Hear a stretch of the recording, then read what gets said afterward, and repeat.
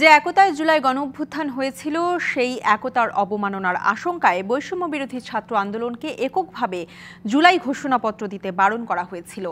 সব রাজনৈতিক দলের সমর্থন ও ঐক্যবদ্ধভাবে জুলাই ঘোষণাপত্র দিতে না পারলে তা শক্তিশালী ও গ্রহণযোগ্য হবে না বলে জানিয়েছেন প্রধান উপদেষ্টা ডক্টর মোহাম্মদ ইউনূস।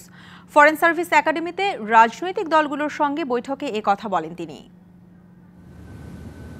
৩১ ডিসেম্বর ২০২৪-এ জুলাই গণ অভ্যুত্থানের ঘোষণাপত্র দিতে চেয়েছিল বৈষম্য বিরোধী ছাত্র আন্দোলনের ছাত্ররা। পরে তা সরকারের পক্ষ থেকে দেয়া হবে বলে জানানো হয়। তবে সেই ঘোষণাপত্রে কি থাকবে সেই বিষয়ে রাজনৈতিক দলগুলোর সাথেই আলোচনা করতে চেয়েছে সরকার। আর সেই লক্ষ্যেই রাজনৈতিক দল ও অন্যান্য অংশীজনদের সঙ্গে সর্বদলীয় বৈঠক অন্তর্বর্তী সরকারের।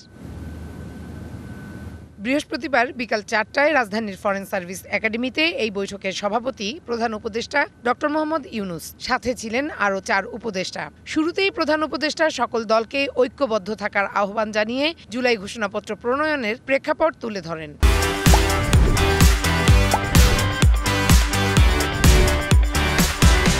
ছাত্ররা এসে বলল যে তারা একটা ঘোষণা দেবে, প্রোক্লামেশন করবে, আমাকেও সেখানে থাকতে হবে।